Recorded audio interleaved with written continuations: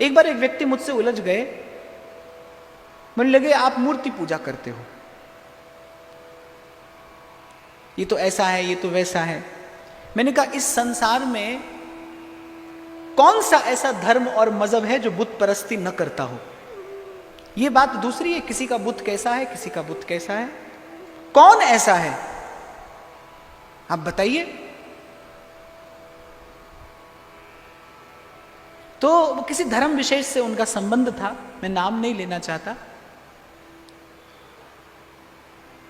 तो बड़ा वाद विवाद करने लगे, बड़े तर्क देने लगे। जिसको मन में संतोष है ना, वो कम से कम किसी का खंडन या अनादर तो नहीं करेगा। ईश्वर ऐसा ही है ये कोई नहीं कह सकता, वो कैसा भी है और कैसा भी हो सकता है। आपके मेरे लिए तो इतना पर्याप्त है कि वो है, आपका है और आप उसके हैं। हर रंग में किस शान से वो जलवानुमा है। शायर कहता है वो कौन सी जा है जहां जलवा ए हुस्न यार न हो, वो कौन सी जा है जहां जलवा ए हुस्न यार न हो। दीदार का शौक है तो नजर पैदा कर। वेखण वाली अख जेड़ी ओदे विच नूर नहीं, जो दीदार का शौक है तो नजर पैदा कर। तो धर्म विशेष के प्रति उनकी आस्था थी। देखिए, अपने धर्म का आदर करते हुए, अपने धर्म में निष्ठा रखते हुए सबका आदर करिए। निरादर किसी का ना हो, खंडन किसी का ना हो, अपमान अवज्ञा अवहेलना किसी सिद्धांत की ना हो। यहां तो भाई सालीग्राम की बटिया से मांस तोलने वाला भी उनको पाता है। न जाने कौन सी बात पे दयानिधि रीझ जाते हैं। जितने भक्त हैं, मैं तो कहता हूं जितने लोग आप यहां बैठे हैं, भगवान तक पहुंचने के उतने रास्ते हो सकते हैं और होंगे। यदि उसने आपको बनाया है तो आपके लिए रास्ता भी बनाया हो। ये तो आपकी मेरी दुर्बलता है कि आप और मैं जब अपने लिए रास्ता खोज नहीं पाते तो फिर किसी के पीछे पीछे चलने लगते हैं।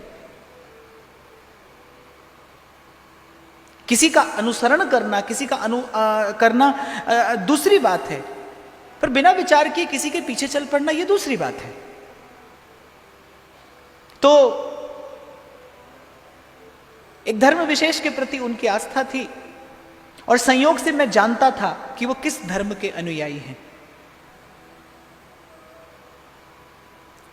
तो मैंने उनके संप्रदाय का एक ग्रंथ मेरे पास में रखा हुआ था। मैंने वो ग्रंथ हाथ में लिया। पहले तो मैंने बहुत देर उनकी बात सुनी, पर जिस स्थान पर मैं बैठा हूं वहां पर मुझे उत्तर देना आवश्यक हो जाता है।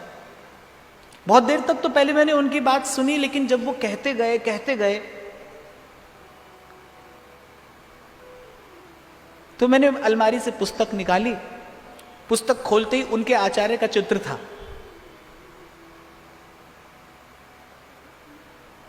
उस चित्र को देखकर मन ही मन मैंने उनसे क्षमा मांगी कि भाई ये आपका बालक है,